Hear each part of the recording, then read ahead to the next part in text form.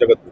देखिए, ऐसा है, जितने भी संत महात्मा हैं, समाज उनसे, व्यक्ति भी उनसे मार्गदर्शन लेते हैं। उनसे यदि पारिवारिक जीवन में कोई कठिनाई आ जाए तो उसे उसका हल पूछते हैं उनसे। हम लोग सांसारिक लोग है ना। तो ये बताया रामभद्राचार्य जी, ये गौ भक्त हैं, राम भक्त हैं, और मोदी जी ने किरण रिजिजू जो गौमांस भक्षक है उसको मंत्रिमंडल में रखे हैं। क्या रामभद्राचार्य जी उसे उचित मानते हैं? नॉर्थ ईस्ट में जितने उसके मुख्यमंत्री हैं, मंत्रीगण हैं, बहुत सारे लोग हैं जो गौमांस भक्षण कर रहे हैं, गोवा में कर रहे हैं। तो क्या रामभद्राचार्य जी उसे उचित मानते हैं? और जो अयोध्या में जो राम मंदिर बना, उसकी प्राण प्रतिष्ठा हुई, भगवान राम भी जब वहाँ लंका जाने के लिए जब पुल बना रहे थे, और जब उसकी पत्नी नहीं थी, माता सीता तो वहाँ थी,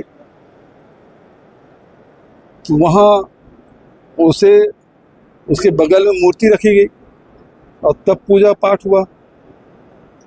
यहाँ जो पुजारी है, यजमान है, बिना शंकराचार्य के, रामभद्राचार्य जी अपने आप को शंकराचार्य मानते हैं, उनको भी निमंत्रण नहीं, उसको भी मंच पे स्थान नहीं। तो वो क्या उचित मानते हैं? चौथी बात, आज आरएसएस हिंदू धर्म का सबसे बड़ा ठेकेदार बना हुआ है। रामभद्राचार्य जी किसी दूसरे संत के बारे में बोलते हैं उसको संस्कृत नहीं आती। मोहन भागवत जी कभी संस्कृत एक आध श्लोक बोले हैं क्या? एक आध श्लोक कभी किसी भाषण में? और धार्मिक चर्चा कभी किए हैं क्या? फिर वो हमारे धर्म का सबसे बड़ा ठेकेदार कैसे बन गया? और वहाँ जब चाहे वो पूजन हुए चाहे निर्माण, उसका प्राण प्रतिष्ठा हो, उसमें उसको उच्च स्थान कैसे मिल गया? रामभद्राचार्य जी उसे उचित मानते हैं। हम तो सांसारिक लोग हैं, हमको चुनौती दे रहे हैं कि चर्चा कर ले। मैं उसे विनम्र निवेदन करना चाहता हूँ कि उसका जो चेला है वो कौन है? बागेश्वर, क्या नाम उनका? धीरेन्द्र शास्त्री, उसके चेले हैं।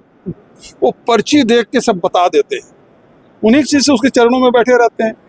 अपने चेले को थोड़ा सा निर्देशित करें कि पेट्रोल डीजल के भाव थोड़ा कम करवा दें, है ना। और हम तो ये सवाल पूछना चाहते हैं कि भद्राचार्य जी, आप तो बड़े ज्ञानी हैं, गुणी हैं, ये मोदी जी राष्ट्रपति ट्रंप के सामने झुक क्यों जाते हैं?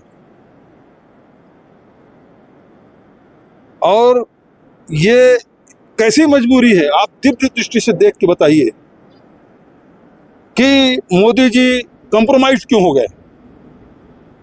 और आज पूरे देश पेट्रोल, डीजल, रसोई गैस, उस सब के लिए परेशान है। महंगाई बेतहाशा बढ़ते जा रहा है। तो मैं भद्राचार्य जी से यही कहूंगा, आप अपनी दिव्य दृष्टि से आप देख के बताइए कि आखिर मोदी जी क्यों ट्रंप के सामने कुछ नहीं बोल पा रहे हैं। वो कहते हैं पेट्रोल रूस से खरीदना है तो खरीद लेते हैं, नहीं खरीदना है तो नहीं खरीदते, गैस ईरान से लेना है तो लेते हैं, नहीं लेते। तो आखिर महंगाई में क्यों झोंकती है? मेलोडी की काफी चर्चा है, अभी